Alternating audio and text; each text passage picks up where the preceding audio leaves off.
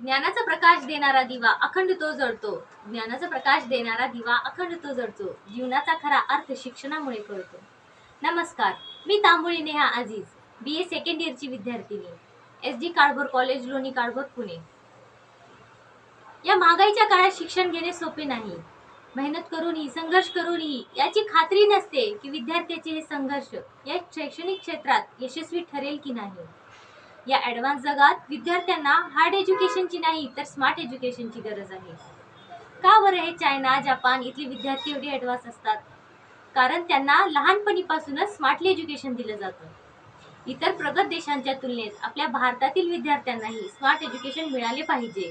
ही गोष्ट लक्षात ठेवून भारतीय सरकारने तब्बल 30-34 वर्षानंतर आपल्या शैक्षणिक व्यवस्थेत एक मोठा बदल आणला आहे.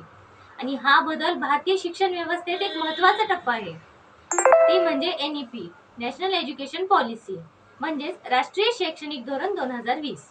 21व्या शतकातला हा भारतातला पहिला शैक्षणिक धोरण आहे.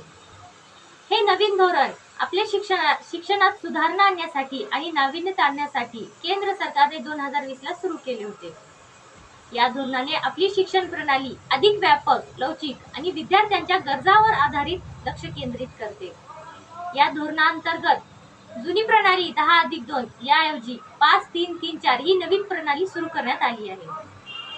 या धोरणेचा उद्दिष्ट म्हणजे भारतातील सर्व विद्यार्थ्यांना, ते कुठल्याही जातीचा असो किंवा कुठल्याही क्षेत्राचा असो, सर्वांना समान उत्तम दर्जाचा न्याय आणि शिक्षण मिळालं पाहिजे हे आहे.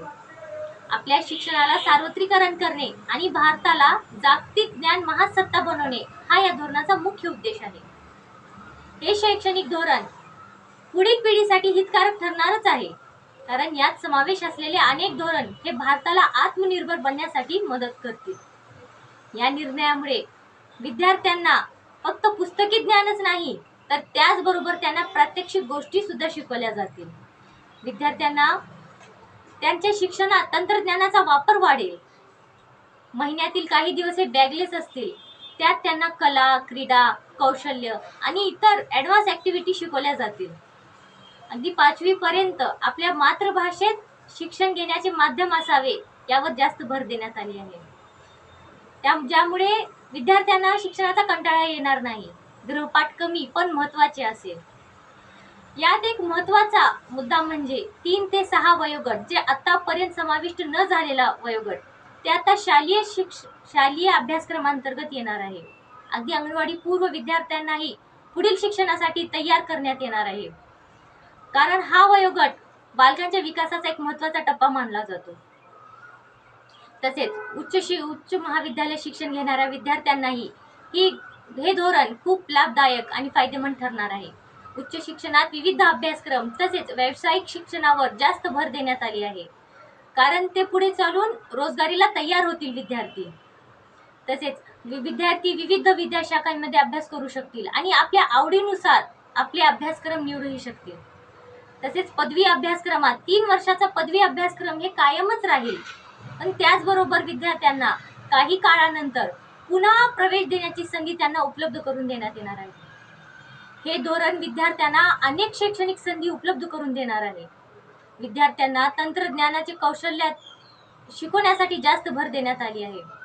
पुढे चालून त्यांना एक चांगले करिअर मिळेल आणि शिक्षणाचा उपयोग कसा करता येईल हे विद्यार्थ्यांना समजेल.